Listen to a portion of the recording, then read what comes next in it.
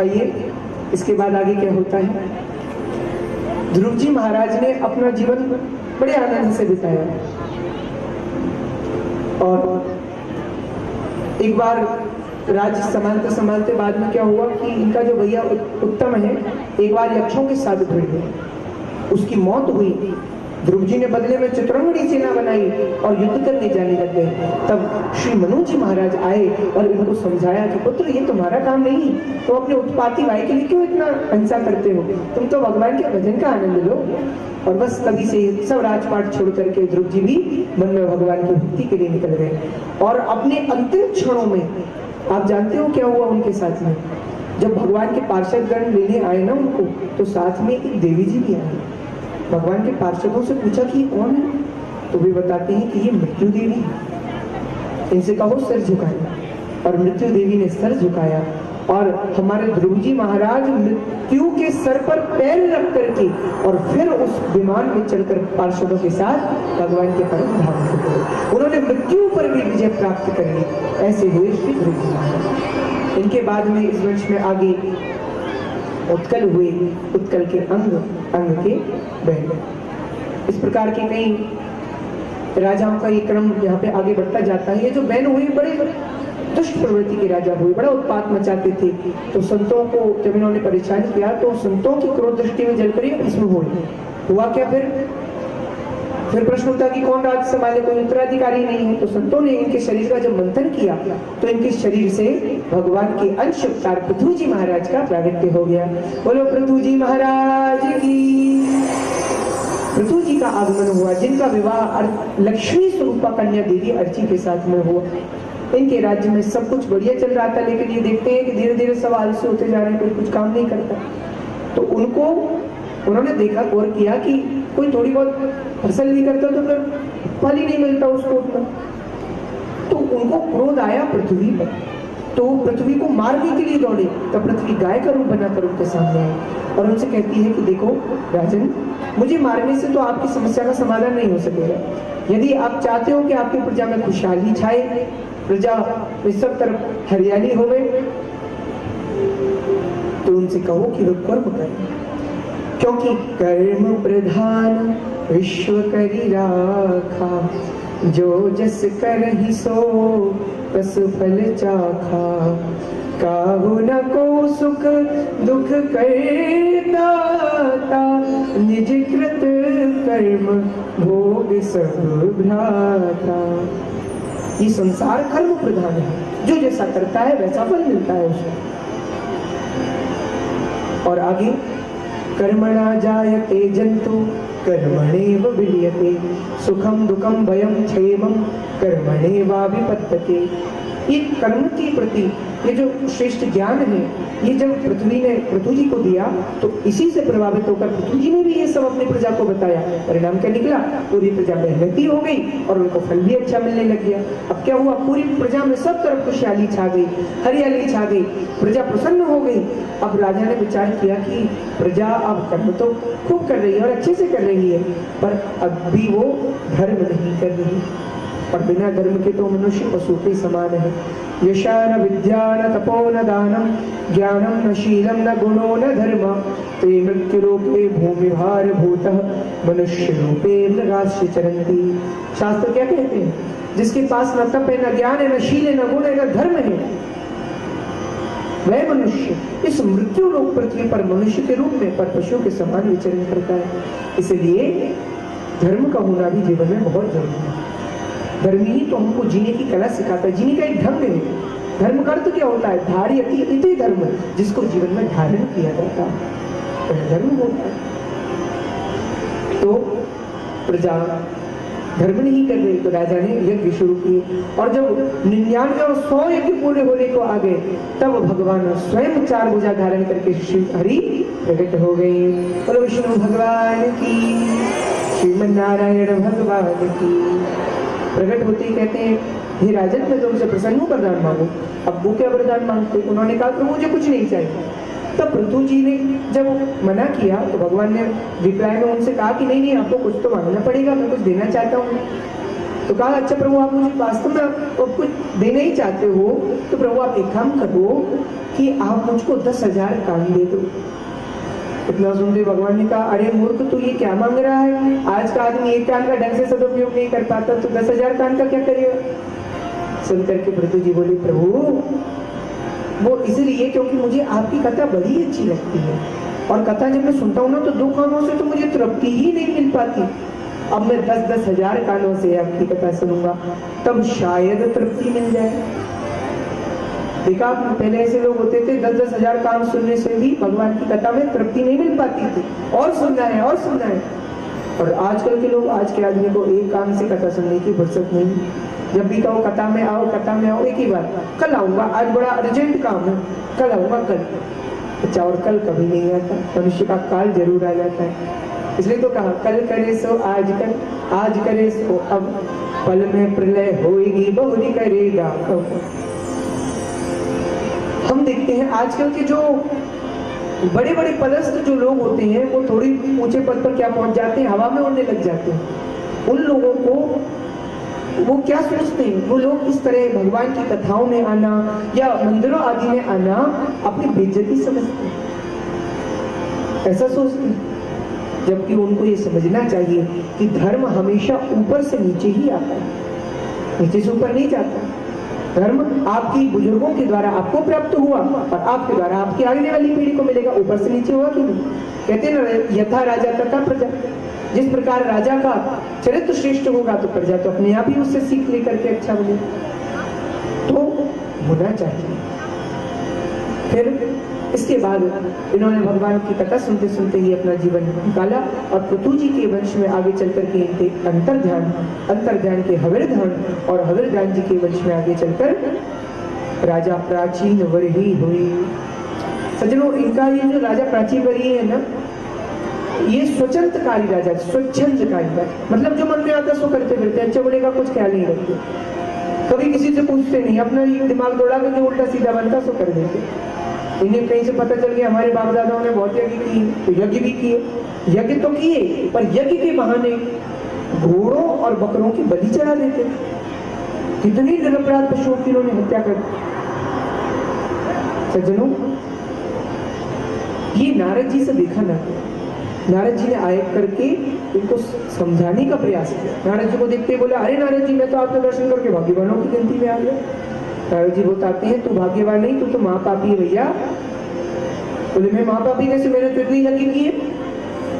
बोले तूने यज्ञ तो किए लेकिन यज्ञ के माध्यम से जिन निरपराध पशुओं की तूने हत्या कर दी है वो महाअपराध, महापाप, उसका तुझे दंड जरूर मिलेगा, तू नरक में जाएगा। सज्जनों उसने कहा कि अरे मैं क्यों नरक में जाऊंगा, मैंने तो वेदों में पढ़ा है पशु नाल में पशुओं को मारकर यज्ञ करना चाहिए। नारद जी ने कहा भैया तुझसे ये किसने कह दिया कि पशु नालवेद का अर्थ ये होता है कि मारकर यज्ञ करना चाहिए। बोले किसी ने नहीं बताया, बस मैंने अपने मन से लगा लिया। नारद जी बोले अरे मूर्ख, अगर किसी संत ब्राह्मण से पूछ लेता तो कम से कम इसका तुझे पाप तो नहीं लगता। आलवेद का अर्थ होता है छूना, स्पर्श करना। जब हम यज्ञ कर रहे हो तो हमको यज्ञ में घोड़े रूपी अभिमान और बकरे रूपी मोह ममता की तिलांजलि देते हुए उनकी स्पर्श से हमको यज्ञ करना चाहिए। और राजा बलि चलाने लगे। देखिए भागवत बलि का बहुत विरोध करती है। ये जो प्रसंग है ये बलि का विरोध करता है। किसी भी निरपराध पशु की हत्या करना महापाप है, उसका महादंड प्राप्त होता है। और हम देखते हैं आजकल के लोग कैसे हैं। देखिए आप, मतलब आजकल का आदमी भगवान को तक बेवकूफ बनाने का प्रयास करता है और लोगों को तो कहना ही क्या। एक बार एक व्यक्ति ने कहीं देखा, पढ़ लिया कि वेद पढ़ना पाप है। वो बताता देखो इतनी ऊंची पुस्तक में और इतने ऊंचे ग्रंथ में लिखा है देखो वेद पढ़ना पाप है, वेद पढ़ना पाप। तो आश्चर्य में अरे ये कैसे हो सकता। एक समझदार के पास गया तो पेज की आखिरी लाइन थी, तो पलट के देखा तो अगले पेज पे लिखा था अशुद्ध अवस्था में, यानी अशुद्ध अवस्था में वेद पढ़ना पाप है। अब तो सबको पागल बनाता चला गया। अच्छा एक और बात, ये जो शास्त्र है हमारी, ये विवेक को जागृत करते हैं।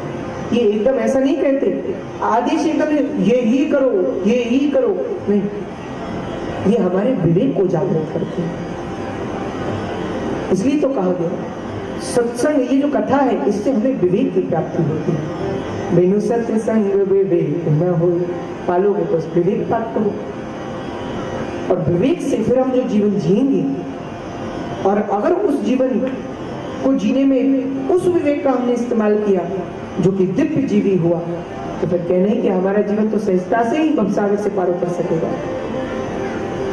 तो आज का आदमी कैसा है, देखो ऐसी ही स्थिति, मतलब जब कोई अच्छा काम करने जा रहा होगा ना, कोई दान करेगा, कोई बड़ा काम करेगा, देखो भगवान हमको जरूर देख रहे होंगे, हमें इसका बहुत सारा लाभ मिलने वाला है, आगे ऐसा होगा ऐसा होगा, खूब सारी बातें सोच लेंगे। और जब किसी का बुरा करने जाएंगे तब नहीं सोचेंगे भगवान देख रहे हैं, तब पता नहीं भगवान कहाँ सो जाते हैं, कहाँ चले जाते हैं, कहाँ गायब हो जाते हैं।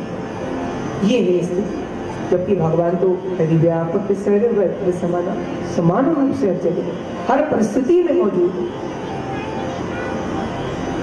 तो यहाँ पर ये जो राजा प्राचीन वरी है, इनको नारद जी ने समझाया। श्रूयताम धर्मस्य श्रुत्वा चैवावधार्यताम आत्मनः प्रतिकूलानि परेशाना समाचरे। धर्म क्या है? जो अपने लिए बुरा लगता हो दूसरों से भी नहीं कहना चाहिए। आप लोगों ने एक महात्मा गांधी जी की कहानी तो सुनी रखी होगी। खुद एक बार उनके पास एक मैया गई, बोले मेरा बेटा बहुत गुड़ खाता है, महात्मा जी आप कहोगे तो ये मान लेगा। उन्होंने कहा मैया मैं आज नहीं कह सकूंगा, 10 दिन बाद आना, 10 दिन बाद कहूंगा। और 10 दिन बाद जब आई मैया तो कह दिया कि बेटा इससे दांत खराब हो जाएंगे, ज्यादा नहीं खाते। उसने कहा ठीक है बापू मैं नहीं खाऊंगा। तो माता बोली आप 10 दिन पहले भी तो कह सकते थे। तब सज्जनों महात्मा गांधी ने बताया 10 दिन पहले तो मैं खुद ही गुड़ बहुत खाता था, मैं इससे कैसे कह सकता था। अब मैंने खुद कम कर दिया, बंद सही कर दिया लगभग, अभी तो मैं इससे कह सकता हूँ। तो खुद अपने चरित्र में, अपने जीवन में चरितार्थ करके देखिए। भगवान श्री राम की कथा हमको यही तो सिखाती, उन्होंने सब कुछ खुद जी कर बताया। प्रातः काल उठकर रघुनाथा माता पिता गुरु नामी माता, क्या हम ये नहीं कर सकते? कर सकते हैं, बल्कि हम तो करके औरों को शिक्षा दे सकते हैं। आगे जब समझ में नहीं आया प्राचीन वरी को, तो नारद जी ने एक पुरंजन आख्यान सुनाया, जिसमें एक पुरंजन नाम का व्यक्ति था। उस पुरंजन का एक मित्र भी था अभिख्यात। ये पुरंजन एक बार एक नए नगर की तलाश में अपने मित्र के साथ में जाता है। जब वो नया नगर ढूंढ रहा होता है प्यारी प्यारी माताओं, तो उस समय वो एक हिमालय पर 9 दरवाजे वाला नगर ढूंढता है। इस नगर का, ये नगर क्या है? ये 9 दरवाजे वाला नगर कोई और नहीं, हमारा ही शरीर है। बल्कि है 10 दरवाजे थे, 9 दरवाजे नहीं है। 10वां इमरजेंसी गेट है, कोई कोई के लिए खुलता है। 9 दरवाजे वाला नगर मिला। 10वां गेट जो हम कहते हैं ब्रह्मरंध्र से जो प्राण छूटते हैं, मोक्ष प्राप्त होता है, वो है। और 9 दरवाजे वाले कौन से हैं? 2 आंख, 2 कान, 2 नाक के छिद्र, एक मुंह और नीचे की 2 पाजन इंद्रियां। ये हो गया 9 दरवाजे वाला नगर। जब अंदर गया पुरंजन, तो अंदर उसको क्या मिलता है? एक सुंदर सी स्त्री मिलती है, उस पर मोहित भी हो जाता है। ये कौन है? बुद्धि। इसकी 10 सहेलियां, 5 ज्ञानेंद्रियां, 5 कर्मेंद्रियां। और ये जो बुद्धि है यही संचालित करती तो है, पर साथ में जब थोड़ा और अंदर गया तो एक मणि राम जी मिले। ये मन है जो इस सेना का सेनापति, आंख नाक कान सबका सेनापति। अच्छा आप ऐसे देखो कितना महत्व है सेनापति का। यदि सेनापति जी कहीं और पहुंच जाए, मान लो आप लोग यहाँ बैठे और ध्यान घर पर चला गया कि हाँ इस समय तो मेरा वो सीरियल आ रहा होगा टीवी में, तो फिर आप यहाँ पर बैठते हुए भी नहीं बैठ सकोगे, वहीं पहुंच जाओगे, यहाँ का लाभ नहीं ले पाओगे। अगर मणि राम जी चले गए तो सेना काम कैसे करेगी? बस यही है, वही महत्व है। यदि यहाँ पर आपके मणि राम जी भी बैठे हैं तो पूरा लाभ भी मिलेगा। अब और अंदर गया पुरंजन, तो उसको एक 5 फल वाला सर्प मिलता है। ये कोई और नहीं, हमारे प्राण है। 5 प्राण, प्राण, अपान, उदान, ध्यान, समान। फिर इसके बाद में नगर के सामने एक बड़ा ही राजा, बड़ा ही विशाल नगर, बड़ा ही महल बड़ा, और उसमें बड़ा ही प्रतापी राजा, बड़ा प्रभावी राजा रहता है। इसका नाम है चंडवेग। ये कौन है? हमारा काल। काल बार बार आक्रमण करता है शरीर पर। उसके 365 सेनापति और सैनिक हैं, जो कि कोई और नहीं हमारे ही साल के दिन है। अब जब काल का आक्रमण होता है तो ये शरीर की जो सेना है ये उससे लड़ती है। सेना कौन सी? कान, नाक, पेट, पीठ, पैर, सिर आदि जितनी भी चीजें हैं, ये तो इंद्रियां हैं जो हमारी चल रही हैं, काम कर रही हैं, ये सब शरीर की सेना है। तुरंत उसका प्रतिरोध करती हैं, उसका विरोध करती हैं। और ये जो 5 फन वाला सर्प है ना, ये काल को भगा देता है। तो फिर प्राण से भाग करके जब वापस लौटता है काल, तो अब की बारी क्या करता है? अब की बारी अपनी बहन को बुलाता है, जिसका नाम है जरा। जरा कहते हैं बुढ़ापे को। ये कहता है, बहना ये नगर बड़ा मजबूत है, तुम थोड़ा इसको कमजोर कर दो, इससे मैं इस पर कब्जा कर सकूं, इसको निष्ठ प्राय कर सकूं। ऐसा किया। अब कौन आता? अब जरा आती है, यानी हमको बुढ़ापा आता है। लेकिन आज का आदमी बड़ा चालाक है, वो बूढ़ा ही नहीं होना चाहता। इसके लिए दुनिया आगे ठंड कर्म कर लेता है, पर हम बूढ़ा नहीं होना चाहते। अच्छा, एक और बात, बुढ़ापा है भी ऐसी चीज, कभी पता नहीं चलता कि हम कब बूढ़े हुए। आपको ये पता होगा आपकी शादी कब हुई, शादी की डेट पता होगी आपको ये पता होगा आपका बालक कब हुआ, उसकी बर्थ डेट क्या है, ये भी पता होगा। लेकिन ये पता है कि भाई कौन सी तारीख को बूढ़े हुए? ये नहीं पता किसी को, किस तारीख को हुए। आता है और बस आ ही जाता है। कैसे प्रयास करता है? मृत्यु से पहले मृत्यु देवी 6 घंटियां बजाती है, 6 चेतावनियां देती है, पर प्राणी घंटी नहीं समझ सकती। पहली घंटी बजती, पहली घंटी के बजते ही हमारे बाल सफेद हो जाते हैं। मृत्यु कहती है, अभी तक तो प्यारे, अभी तक तो तू इन बालों में तो खूब खुशबू वाला तेल लगाता था, खूब उनकी बालों में जुल्फों को संभालता था, अब तो सफेद हो गए, अब इनको संभालना बंद कर और भगवान का भजन शुरू कर दे। लेकिन प्राणी फिर भी नहीं मानता। क्या करता है? डाई कर लेता है, काला कलर लगवा लेता है ना, पर भगवान का भजन नहीं करता। तो फिर मृत्यु देवी दूसरी घंटी बजाती। दूसरी घंटी के बजते ही हमारी आंखों से कम दिखाई देने लगता है। मृत्यु कहती है, इन आंखों से इस रंग बिरंगी दुनिया को खूब देख लिया, अब अपने अंदर बैठे हुए भगवान को भी तो देख। बोले नहीं, मुझे तो बाहर का नजारा अच्छा लगता है। तो क्या करता है प्राणी? चश्मा तो बहुत दूर की बात, डायरेक्ट लेंस लगवा लेता है, जिससे पहले से भी अच्छा दिखने लगता है, पर भजन नहीं करता। फिर मृत्यु देवी तीसरी घंटी बजाती है। तीसरी घंटी के बजते ही कानों से कम सुनाई देने लगता है। मृत्यु कहती है, अभी तक तूने संसार का खूब सुन लिया, भगवान का भजन कर और भगवान का ही नाम सुन जितना सुन सकता है। लेकिन मनुष्य कुछ भी नहीं मानता। 1 किलोमीटर दूर तक का सुनाई दे जाए ऐसी वैसी मशीन फिट कराता है, पर भगवान का भजन नहीं करता। फिर चौथी घंटी के बजते ही हमारे दांत, हमारी बत्ती सी बाहर आ जाती है। मृत्यु देवी कहती है, इन दांतों से तूने खूब चटपटी टिक्कियां खाई हैं, खूब चना जोर गरम खाए हैं, अब तो गाय का दूध पी, दलिया खा और भगवान का भजन कर। पर मनुष्य फिर भी नहीं मानता। क्या करता है? कितना सुंदर बढ़िया बत्ती सी का सेट बनवाता है और खिचड़ी करा लेता है, और भगवान का भजन नहीं करता। फिर मृत्यु देवी 5वीं घंटी बजाती है। 5वीं घंटी के बजते ही हमारे लीवर को कमजोर कर देती है। लेकिन मनुष्य फिर भी चुप नहीं बैठता, फिर भी नहीं मानता। वो च्यवनप्राश, केसरी, जीवन, स्वर्ण, भस्म खाने लगता है, पर भगवान का भजन नहीं करता। फिर मृत्यु देवी 6ठी घंटी, ठीक है बेटा 6ठी घंटी बजा रही है। 6ठी घंटी के बजते ही हमारे शरीर को 3 जगह से टेढ़ा कर देती है, टेढ़ा कर दिया। अब कहती है कि भाई अभी तक तू खूब अकड़ करके चल लिया, अब तू झुक के चलना सीख, सबको राम राम श्याम श्याम नमस्कार, जय श्री कृष्ण, जय श्री राम कुछ तो कर, प्रणाम करना सीख, ऐसे तो नाम ले, भगवान का भजन कर। लेकिन प्राणी फिर भी नहीं मानता, वो गुठनिया से चलता है पर भजन नहीं करता। तो जब इतना समझाने के बाद भी मनुष्य नहीं मानता ना, तो फिर 7वीं घंटी नहीं बजती, सीधे मौत का घंटा बजता है। और भैया जब घंटा बजता है ना मौत का, तो ना सोना काम आता है ना चांदी काम आती है, न बीवी काम आती है, न टीवी काम आती है, न साला काम आता है, न साड़ी काम आती है, कुछ भी काम नहीं आता। क्योंकि सज धज कर जिस दिन मौत की सहजादी आएगी, वो सहजादी आएगी, ना सोना काम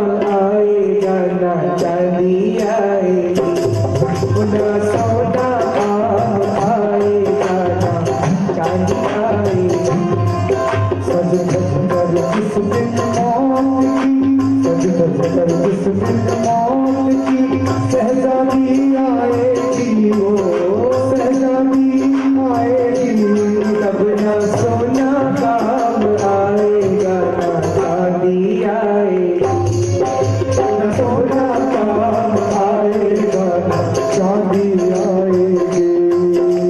छोटा सा तू इतने बड़े अरमान है तेरे, छोटा सा तू इतने बड़े अरमान है तेरे, मिट्टी का तू सोने के सामान है तेरे, मिट्टी का तू सोने के सामान है तेरे, मिट्टी की काया, मिट्टी की काया मिट्टी में जिस दिन समाएगी, अब न सोना न चांदी न बीबी न टीवी न सोना काम आएगा, न चांदी आएगी, न सोना आएगा, न चांदी आएगी। ऐसे नहीं दोनों हाथ ना अपने प्रेम से हाथ से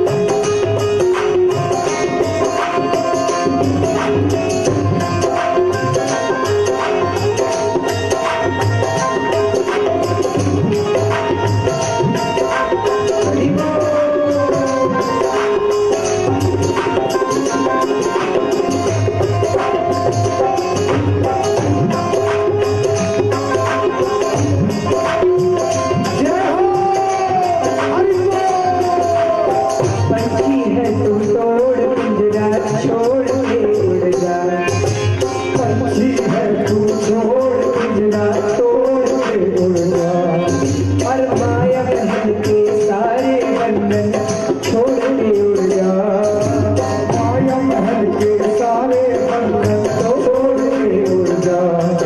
दिल की धड़कन में, दिल की धड़कन में मौत जिस दिन गुनगुनाएगी, अब न सोना न चांदी न सोना काम आएगा, न चांदी आएगी, न सोना आएगा, न चांदी आएगी। है वो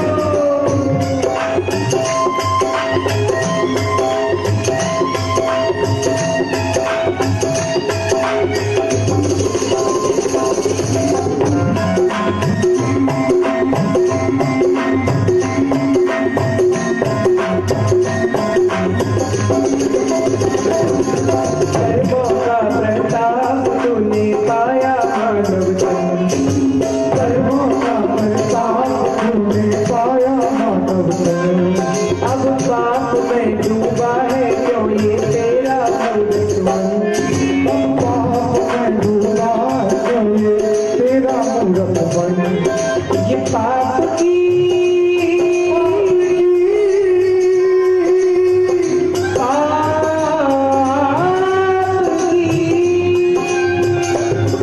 ये पाप की नहीं याद है एक दिन डुबाएगी, ये पाप की नैया तुझे दिल डुबाएगी।